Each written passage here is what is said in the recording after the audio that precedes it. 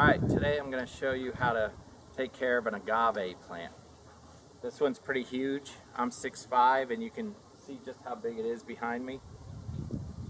Here's the tools you need. A hand saw, because you never want to cut this with a power saw, because if you do, the juice will get on you, and it's like fiberglass, it hurts. You need eye protection, because you don't want to get the stuff in your eyes either.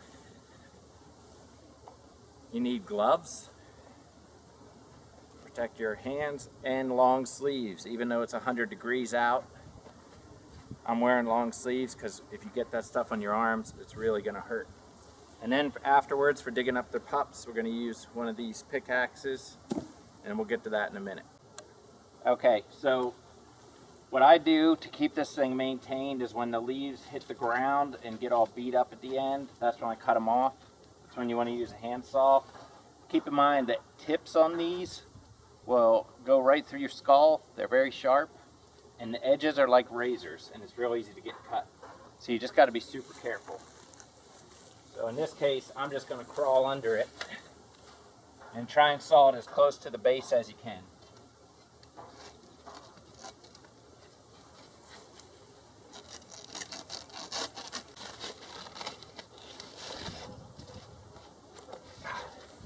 As you can see, they're pretty thick. Takes a while to cut it down. And look, it's about 4 feet long. Probably weighs about 5 to 10 pounds because this one's huge. And this is where that sap comes out of. Has an interesting smell. And that's it. Alright, so if the thorns weren't enough, looks like these fire ants decided to make a home inside one of the old leaves that was on the ground. So I had a little run-in with them under there. So that's just one more thing to look out for in this part of the country.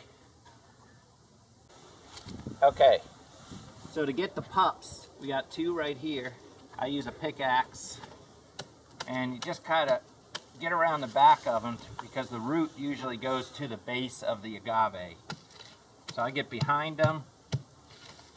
Oh look, there's actually another pup coming up back here.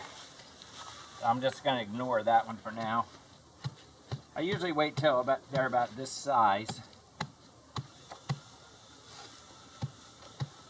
Sometimes it takes a lot of digging. And the kind of soil that agaves like, sometimes it can be a lot of work. Okay. So when you get to the root a little bit, sometimes you can just reach down with your hand, wiggle it free, and there's a little bit of root here. It's enough to get it to grow in a pot, and that's what we'll be doing next. So the last step is taking a pot, and nice people at Lowe's actually gave me these because they were recycling rather than throwing them away. And just put a bunch of dirt in there. It can be soil or whatever. This is compost. And then put your agave in there. Then fill in the rest. And then you can give them away or sell them. I've probably given away about 100 of these guys so far. So it's a gift that keeps on giving.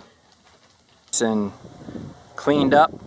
It'll last like this for probably about 4 to 6 months, then I'll just do it again. But it helps it to grow nice and big and strong.